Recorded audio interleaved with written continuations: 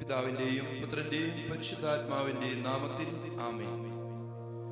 ഈശോയിൽ സ്നേഹം നിറഞ്ഞ സഹോദരി സഹോദരന്മാരെ, നവംബർ മാസത്തിന്റെ 6-ാം ദിവസത്തേക്ക് നമ്മൾ പ്രവേശിക്കുമ്പോൾ നമ്മൾ ഈ ദിവസങ്ങളിലെല്ലാം, പ്രത്യേകിച്ച് നവംബർ മാസം മുഴുവൻ, നമ്മുടെ കുടുംബങ്ങളിൽ നിന്നും മരണം മൂലം വേർപിരിഞ്ഞു പോയ നമ്മുടെ പ്രിയപ്പെട്ടവരായിട്ടുള്ളവർ, പക്ഷെ നമ്മുടെ ഏറ്റവും അടുത്ത നമ്മുടെ മാതാപിതാക്കളാകാം, സഹോദരങ്ങളാകാം, നമ്മുടെ ബന്ധുക്കളാകാം, സുഹൃത്തുക്കളാകാം, നമ്മൾ പ്രാർത്ഥിക്കാൻ കടപ്പെട്ടിട്ടുള്ള ഒരുപാട് ആത്മാക്കളുണ്ട്.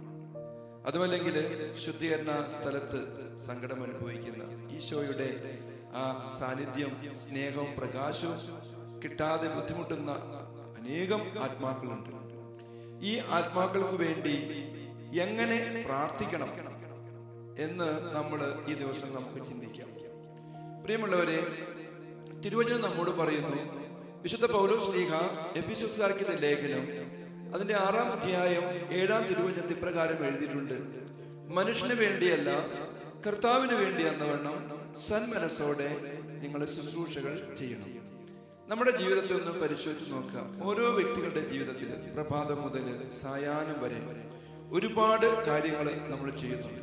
ഞാനൊരു വൈദികൻ എന്ന നിലയിൽ ഞാൻ ഓർക്കുകയാണ്, പ്രഭാതത്തിൽ എഴുന്നേറ്റ് കഴിഞ്ഞാൽ എത്രയും പെട്ടെന്ന് നമ്മുടെ ഓരോരോ കർമ്മങ്ങളിലേക്ക് നമ്മൾ കടക്കണം. പ്രഭാത ബലി അർപ്പിക്കണം, തിരുസഭയ്ക്ക് വേണ്ടി കാനോന പ്രാർത്ഥനകൾ നമ്മൾ ചൊല്ലണം. അതിനുശേഷം നമ്മുടെ ജോലികളിലേക്ക് നമ്മൾ പ്രവേശിക്കും. അതിനിടയിൽ ഇതൊരു ധ്യാനകേന്ദ്രമാണ്, ഒരുപാട് ആളുകൾ ഇവിടെ കാണാൻ വരും. ചിലപ്പോൾ കുമ്പസാരിക്കാൻ വേണ്ടിയിട്ടായിരിക്കും, ചിലപ്പോൾ ഒന്ന് പ്രാർത്ഥിക്കാൻ വേണ്ടിയിട്ടായിരിക്കും, അല്ലെങ്കിൽ ഒന്ന് സംസാരിക്കണം വെച്ചാൽ. കഴിഞ്ഞ ദിവസം ഒരു കുട്ടി ഇവിടെ വന്നിട്ട് സംസാരിക്കണം എന്ന് പറയും. കുട്ടി എന്തെന്നാണ്, 12-ാം ക്ലാസ് കഴിഞ്ഞ് പരീക്ഷ പാസ്സായിട്ടില്ല, അത് കാരണം നിരാശയിൽപ്പെട്ട് ജീവിതം അവസാനിപ്പിക്കണം എന്ന് വിചാരിച്ച് എന്തൊക്കെയോ കുട്ടി ചെയ്ത്, അപ്പോൾ സംസാരിക്കണം എന്ന് പറഞ്ഞപ്പോൾ നമുക്ക് പറയാൻ പറ്റില്ലല്ലോ, ഇപ്പൊ സമയമില്ല. കാരണം നമ്മൾ ദൈവത്തിന് വേണ്ടി സേവനം ചെയ്യാൻ, ദൈവജനത്തിന് വേണ്ടി സേവനം ചെയ്യാൻ വിളിക്കപ്പെട്ടിട്ടുള്ളവരാണ്. എന്നാൽ നമുക്ക് രണ്ട് രീതിയിൽ ഇത് ചെയ്യാൻ പറ്റും. നമുക്ക് മടുപ്പോടുകൂടി ചെയ്യാൻ പറ്റും, ഉണർവോടുകൂടെ, സന്തോഷത്തോടുകൂടെ, ഉത്സാഹത്തോടുകൂടെ ചെയ്യാൻ പറ്റും. പ്രിയമുള്ളവരെ, ഞാനിത് പറഞ്ഞത് നമ്മുടെ ജീവിതവുമായി ബന്ധപ്പെട്ട് നമ്മൾ ആവർത്തിച്ച് ചെയ്യുന്ന ഒരുപാട് കാര്യങ്ങൾ കുടുംബത്തിലുണ്ട്. പ്രഭാതത്തിൽ എഴുന്നേറ്റൊരു അമ്മ രാവിലെ എഴുന്നേറ്റ് കഴിഞ്ഞാൽ ആ അടുക്കളയിൽ പോയി ഭക്ഷണം പാകം ചെയ്യുന്നു, അതുപോലെ തന്നെ മക്കളെ ഒരുക്കുന്നു, സ്കൂളിൽ അയക്കുന്നു, അവരുടെ വസ്ത്രങ്ങളെല്ലാം അലക്കുന്നു, വീട് വൃത്തിയാക്കുന്നു. അങ്ങനെ കിടക്കുവോളം, അന്തിയാകുവോളം ഒരുപാട് ജോലികളുണ്ട്. ഇത് നമുക്കുള്ള ഒരു വലിയൊരു പരാതിയാണ്. എന്റെ ഈ ജോലികള്, എന്റെ ഈ സഹനങ്ങള്, എന്റെ അധ്വാനം ആരും തന്നെ കാണുന്നില്ലല്ലോ എന്നോർത്ത് ഒരു വലിയൊരു ശതമാനം ആളുകളും സന്തോഷത്തോടു കൂടിയല്ല ഇത് ചെയ്യുന്നത്. അവര് ഈ ജോലി ഒരു കർമ്മം കാട്ടുന്നത് പോലെ, പറയില്ലേ, എങ്ങനെയെങ്കിലുമൊക്കെ ഒരു കടം വീടുന്നത് പോലെ ആർക്കോ വേണ്ടിയിട്ട് ചെയ്യുന്നതായിട്ട് നമ്മൾ. പിന്നെ വായിൽ നിന്നും ചിലപ്പോ അധരങ്ങളിൽ നിന്നും നല്ലതല്ലാത്ത വാക്കുകൾ വരുന്നു, മറ്റുള്ളവരോട് നമ്മൾ പരുഷമായിട്ട് പെരുമാറുന്നു. ഇങ്ങനെ നമ്മൾ ചെയ്ത ആ അധ്വാനം മുഴുവൻ മിക്കവാറും ഫലവത്തായി പോകാതെ നഷ്ടമായിട്ട് പോകുന്ന ഒരു സാഹചര്യമുണ്ട്. പ്രിയമുള്ളവർ, ഞാനിത് പറയാനുണ്ടായ കാരണം, നമ്മൾ മരിച്ചവർക്ക് വേണ്ടി പ്രാർത്ഥിക്കുന്ന ഈ നവംബർ മാസത്തിൽ നമുക്ക് ചെയ്യാൻ പറ്റുന്ന വലിയൊരു കാര്യമാണ്, ഞാൻ ഈ ചെയ്യുന്ന ഓരോ ജോലിക്കും, ഓരോ സഹനത്തിനും, ചിലപ്പോൾ ഒരു രോഗാവസ്ഥയിൽ കിടക്കുന്ന രോഗിയായിരിക്കും, അതൊക്കെ നമ്മൾ ഓർക്കണം.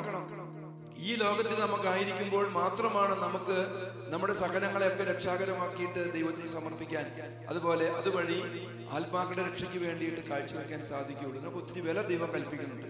അതുകൊണ്ട് പ്രിയമുള്ളവരെ, നല്ല നിയോഗത്തോടുകൂടെ ഓരോ കാര്യങ്ങളും നമ്മൾ ചെയ്യുമ്പോൾ അതിന് രണ്ട് ഗുണങ്ങളുണ്ട്. ഒന്ന്, ദൈവത്തിന് വേണ്ടി നമ്മളത് ചെയ്യുമ്പോൾ അത് നിത്യരക്ഷയ്ക്ക് കാരണമാകും. അത് ദൈവം വിലയായിട്ടെടുക്കും, നമ്മുടെ വിശുദ്ധീകരണം, അതോടൊപ്പം ആത്മാക്കളുടെ രക്ഷയ്ക്ക്. നമ്മളിങ്ങനെ നല്ല നിയോഗത്തോടെ കാര്യങ്ങൾ ചെയ്യുമ്പോൾ നമുക്ക് ഉണർവോടുകൂടെ, തീക്ഷ്ണതയോടുകൂടെ, മടുപ്പ് കൂടാതെ ഓരോ കാര്യങ്ങളും നമുക്ക് ചെയ്യാനായിട്ട് പറ്റും. ഉദാഹരണത്തിന്, നമ്മൾ രാവിലെ എഴുന്നേറ്റ ശേഷം നമ്മൾ എന്തെങ്കിലും ജോലി ചെയ്യാൻ വിചാരിക്കുക. ആ ജോലി ചെയ്യുന്നതിന് മുൻപായിട്ട് നമ്മൾ 1 മിനിറ്റ് നേരം, കർത്താവേ, ഞാൻ ഈ ചെയ്യാൻ പോകുന്ന ജോലി അതെനിക്ക് ഇഷ്ടമല്ല എങ്കിൽ തന്നെയും ഞാനത് നല്ല നിയോഗത്തോടുകൂടെ ഞാനത് ഏറ്റെടുക്കുകയാണ്, അത് ഞാൻ അങ്ങേക്ക് സമർപ്പിക്കുന്നു. നമുക്കറിയാം, നമ്മൾ ചിലപ്പോൾ പക്ഷെ ബസ്സിൽ യാത്ര ചെയ്യുകയായിരിക്കും, ബസ് നിറയെ ആളുകളായിരിക്കും, നമുക്ക് ഇരിക്കാനായിട്ട് സീറ്റ് കിട്ടിയിട്ടുണ്ടാവില്ല. ആ നേരത്ത് നമ്മളൊരു നിമിഷം കണ്ണുകളടച്ച്, കർത്താവേ, ഇത് വളരെ സഹനമുള്ള ഒരു കാര്യമാണ്, ഈ ബസ്സിൽ ഞാൻ ദൂരത്തോടെ യാത്ര ചെയ്യണം, ഞാനത് നല്ല നിയോഗത്തോടെ കാഴ്ചവെക്കുന്നു. അതിന് സഹനമുണ്ട്. ഞാനത് ഒരു ആത്മാവിന്റെ നിത്യശാന്തിക്ക് വേണ്ടി, അതുപോലെ ശുദ്ധീകരണ സ്ഥലത്തിരിക്കുന്ന ആത്മാവിന്റെ രക്ഷയ്ക്ക് വേണ്ടി ഞാനിത് കാഴ്ചവെക്കുന്നു എന്ന് പറയുമ്പോൾ നമുക്ക് പിറ്റേ ദിവസവും ഉണർവോടുകൂടി ജോലി ചെയ്യാൻ, നമുക്ക് ഉണർവോടെ ഓരോ കാര്യങ്ങളും നമുക്ക് ചെയ്യാനായിട്ട് സാധിക്കും. അത് വലിയൊരു കൃപയായിട്ട്, അനുഗ്രഹമായിട്ട് മാറും. പ്രിയമുള്ളവരെ, ഇങ്ങനെയൊരു ജീവിതശൈലി, ഒരു പ്രാർത്ഥനാ രീതി നമ്മൾ അഭ്യസിക്കുമ്പോഴാണ് നമ്മുടെ ജീവിതത്തിൽ നമ്മുടെ ക്രിസ്തീയ ജീവിതം അത് അർത്ഥപൂർണമായിട്ട് മാറുന്നത്. സ്വർഗീയ സഭയിലുള്ളവരും അതുപോലെ സഹന സഭയിലുള്ളവരും സമരസഭയിലായി നമ്മളും ഓരോ ദിവസവും ഓരോരോ കാര്യങ്ങളോട് നമ്മൾ സമരം ചെയ്യുകയാണ്. അങ്ങനെയാണ് നമ്മൾ ഈ ദൈവത്തിന്റെ വചനം പാലിച്ചുകൊണ്ട്, അവിടുത്തെ കൽപ്പന കാത്തുകൊണ്ട് നമ്മുടെ ഈ ലോകത്തിൽ ദൈവഹിതം പൂർത്തിയാക്കി അതിനൊക്കെ ഒരു വലിയൊരു പ്രതിഫലം ദൈവം നമുക്ക് തരത്തക്ക വിധം നല്ല നിയോഗത്തോടെ ഇതെല്ലാം ചെയ്യാനായിട്ട് നമുക്ക് സാധിക്കണം. അപ്പൊ നമ്മൾ തിരിച്ചറിയുക, ഇത് ആത്മാക്കളുടെ രക്ഷയ്ക്കും നമ്മുടെ നിത്യജീവിതത്തിനും അതുപോലെ തന്നെ ഉണർവോടുകൂടെ ദൈവമഹത്വത്തിനു വേണ്ടി നമ്മൾ കണ്ടു, ആ മനുഷ്യന് വേണ്ടിയല്ല കർത്താവിന് വേണ്ടി എന്നവണ്ണം സന്മനസ്സോടെ ശുശ്രൂഷ ചെയ്യണം. ഒരു ഓഫീസിൽ ജോലി ചെയ്യുന്ന ആളായി, ഒരുപക്ഷെ ഒരു പറമ്പിൽ ജോലി ചെയ്യുന്ന ആളായിരിക്കാം, അല്ലെങ്കിൽ ഒരു കുടുംബത്തിൽ ജോലി ചെയ്യുന്ന വീട്ടമ്മയായിരിക്കാം, അല്ലെങ്കിൽ ഒരു വൈദികനായിരിക്കാം, അല്ലെങ്കിൽ ഒരു സന്യാസിയായിരിക്കാം. എല്ലാവർക്കും അവരുടേതായ ജീവിതത്തിൽ ഓരോരോ സഹനങ്ങളുണ്ട്. പ്രിയമുള്ളവരെ, ഉറക്കമണിച്ചിരുന്ന രോഗികളെ പരിചരിക്കുന്നവര്, ആശുപത്രിയിൽ ജോലി ചെയ്യുന്ന നഴ്സുമാര്, അല്ലെങ്കിൽ ഡോക്ടർമാര്, അല്ലെങ്കിൽ ഓരോ ജോലിയിലും അതിൻ്റെതായിട്ടുള്ള സഹനം, ഒരു സാക്രിഫൈസ് ഉണ്ട്. ഈശോ ഈ സഹനങ്ങളെ അവിടുന്ന് നല്ല നിയോഗത്തോടെയാണ് എടുത്തത്. ഈ ലോകത്തിലേക്ക് കർത്താവ് വന്നു തന്നെ ഒരു നിയോഗമായിരുന്നു, എന്നെയും നിന്നെയും ഒക്കെ രക്ഷിക്കുക എന്നുള്ളത്. അത് കർത്താവ് അവസാനം വരെ ഈശോ പറഞ്ഞിട്ട്, എന്നെ അയച്ചവന്റെ ഇഷ്ടം നിറവേറ്റലാണ് എന്റെ ഭക്ഷണം, എന്റെ പിതാവിന്റെ കാര്യങ്ങളിൽ ഞാൻ വ്യാപൃതരായിരിക്കേണ്ടതാണെന്ന് നിങ്ങൾ അറിയുന്നില്ലേ? അവസാനം ഈശോ പറയുന്നുണ്ട്, പിതാവേ, ഇതാ അങ്ങേ തൃക്കരങ്ങളിൽ എന്റെ ആത്മാവിനെ ഞാൻ സമർപ്പിക്കുന്നു. നമ്മുടെ ജീവിതത്തിലും നമുക്ക് തിരിച്ചറിയാൻ കഴിയണം, പ്രിയമുള്ളവരെ, ഈ ലോകത്തിലേക്ക് ദൈവം നമ്മെ അയച്ചിരിക്കുന്നത് നമ്മളെ കുറിച്ച് ദൈവത്തിന് ഒരു പദ്ധതിയുണ്ട്, ഒരു നിയോഗമുണ്ട്. അത് പൂർത്തിയാകണം. നമ്മൾ പറയണം, പിതാവേ, ഇതാ അങ്ങേ തൃക്കരങ്ങളിൽ എന്റെ ആത്മാവിനെ ഞാൻ സമർപ്പിക്കുന്നു. ഈ കാലം അത്രയും ദൈവം എന്നെ ഫലമേൽപ്പിച്ച ഓരോ ദൗത്യവും ഓരോ ഉത്തരവാദിത്വവും ദൈവമേ അങ്ങയുടെ മഹത്വത്തിന് വേണ്ടി, എന്റെ സഹോദരങ്ങളുടെ വിശുദ്ധീകരണത്തിന്, രക്ഷയ്ക്ക് വേണ്ടി ഞാൻ കാഴ്ചവെച്ചു. ഈ ലോകത്തിൽ കടന്നുപോയ ആത്മാക്കള് അവരുടെ കുറവുകളെ കർത്താവെ അങ്ങ് പരിഹരിച്ച് അവരെ ദൈവസ്നേഹത്തിന്റെ ആഴങ്ങളിലേക്ക്, പ്രകാശത്തിന്റെ നാട്ടിലേക്ക് നയിക്കുന്നതിനായി എന്റെ സഹനങ്ങളെ ഞാൻ തിരുമുമ്പിൽ സമർപ്പിക്കുന്നു. എത്രയോ മനോഹരമായ ഒരു നിയോഗമാണ്, പ്രാർത്ഥനയാണ്. പ്രിയമുള്ളവരെ, ഈ ദിവസം പ്രത്യേകിച്ചും തുടർന്നുള്ള ദിവസങ്ങളിലും നമ്മുടെ പ്രിയപ്പെട്ടവരെ ഓർക്കാം. ശുദ്ധീകരണ സ്ഥലത്ത് നമ്മളുടെ പ്രാർത്ഥനയും പ്രതീക്ഷിച്ചിരിക്കുന്ന നമ്മുടെ പ്രിയപ്പെട്ടവരായിട്ടുള്ളവരുണ്ട്. മാതാപിതാക്കള്, സഹോദരങ്ങള്, പൂർവികര്, നമ്മുടെ ബന്ധുക്കള്, നമ്മുടെ സുഹൃത്തുക്കള്, കർത്താവേ, അവരെല്ലാവരും ദൈവസന്നിധിയില് നമ്മളുടെ പ്രാർത്ഥനകളും നമ്മളുടെ കാഴ്ചകളും നമ്മുടെ സഹനങ്ങളും അവർക്ക് രക്ഷയായിട്ട് മാറുമെന്ന പ്രതീക്ഷയോടുകൂടെ ഒന്നും ചെയ്യാൻ കഴിയാത്ത അവസ്ഥയിൽ മരിച്ചുപോയ ആത്മാക്കളുടെ അവസ്ഥ നമുക്കറിയാം. അവർക്ക് വേറെ ഒന്നും ചെയ്യാൻ സാധിക്കില്ല. നമ്മൾ ചെയ്യുന്ന ഈ ഭൗമിക സഭയിലായിരിക്കുന്ന നമ്മൾ ചെയ്യുന്ന പ്രാർത്ഥനകളും ത്യാഗങ്ങളും കാഴ്ചകളും അതുപോലെ കാരുണ്യ പ്രവൃത്തികളുമൊക്കെ അവർക്ക് കൂട്ടാണ്, അവർക്ക് രക്ഷയ്ക്ക് കാരണമാണ്. വിടുതൽ അതിലൂടെ അവർക്ക് ലഭിക്കും.